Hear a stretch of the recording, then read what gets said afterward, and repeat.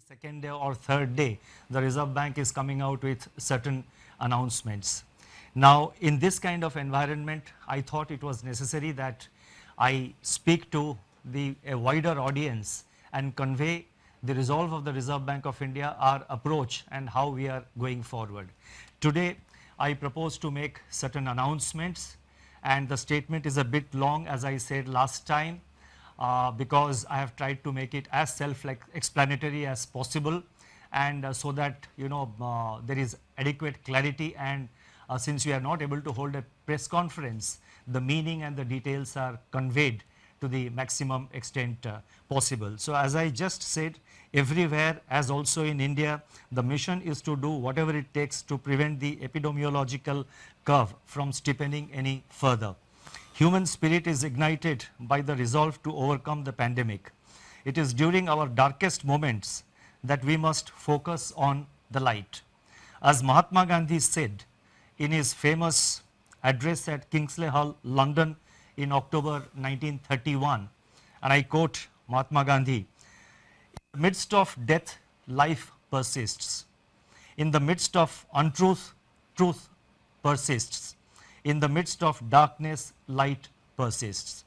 Before I begin, I wish to place on record our gratitude to all the functionaries and personnel in the government, the private sector, banks and other financial institutions who risk their lives on a daily basis by going to work or by working from home to fight the pandemic by keeping essential services fully operational. Our deepest appreciation goes out to doctors, healthcare and medical staff, police and law enforcement agencies who are at the front line. In the RBI, I would like to specially commend and thank our team of 150 officers, staff and service providers who are in quarantine away from their families and are at work 24/7 to keep essential currency in circulation, retail and wholesale payments and settlement systems, reserve management, financial markets, liquidity management, financial regulation and supervision, and a host of other services available so that the nation may survive COVID-19. Banks and financial institutions have risen to the occasion and have ensured normal functioning. Their efforts are praiseworthy. I would like to thank my colleagues in the Reserve Bank of India who set aside personal health concerns and join me in fashioning the array of measures taken by the RBI in the context of COVID-19. I also thank our teams for their intellectual support, analytical work and logistical arrangements. I would first like to highlight or give our assessment of the current economic situation. Since March 27, 2020, when I spoke to you last, the macroeconomic and financial landscape has deteriorated precipitously in some areas, but light still shines through bravely in some others. On April 14, the IMF released its global growth projections, revealing that in 2020, global economy is expected to plunge into the worst recession since the Great Depression, far worse than what had happened during the global financial crisis. The IMF's economic counselor has named it the Great Lockdown, estimating the cumulative loss to global GDP over 2020 and 21 at around $9 trillion US, which is greater than the economies of Japan and Germany combined. Within this downturn, the projections are replete with even sharper declines in output in various countries.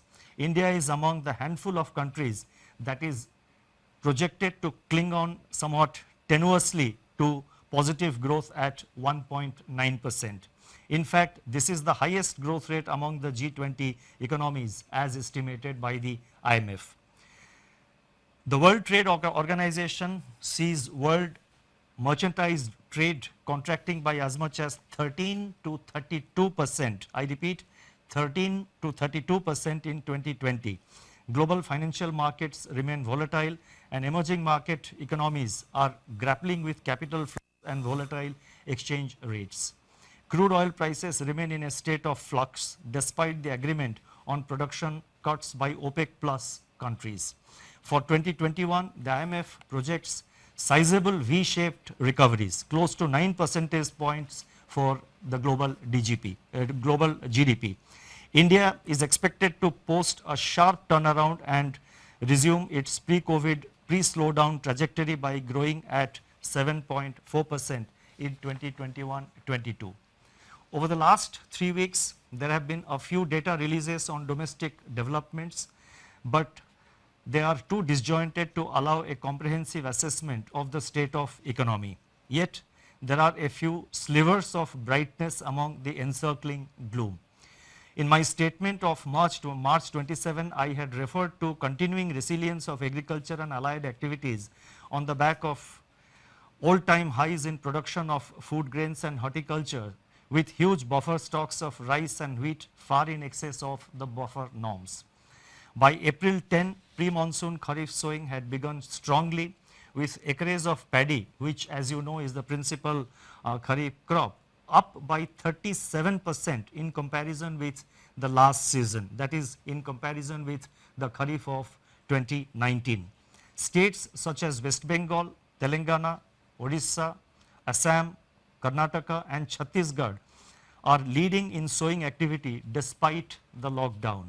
On April 15, the India Meteorological Department IMD forecast a normal southwest monsoon for 2020 season, with rainfall expected to be 100% of the long period average. These are early developments and they bode well for our rural demand, supported as they are by accelerating fertilizer production, which was noticed up to February 2020. The robust growth of 21.3% in tractor sales up to February 2020 as against a contraction of 0.5% in the corresponding period of the previous year may provide an offset to farm labor shortage on account of the lockdown. Bharat का प्रमुख news channel ANB news. अगर आप भी अपनी प्रतिभा दिखाना चाहते हैं और खबरों को हम तक पहुंचाना चाहते हैं, तो तमाम खबरों को करें अपने मोबाइल पर रिकॉर्ड और 7888497079 पर करें व्हाट्सएप। साथ ही दुनिया की तमाम खबरों से जुड़े रहने के लिए हमारे चैनल को करें लाइक, शेयर, सब्सक्राइब।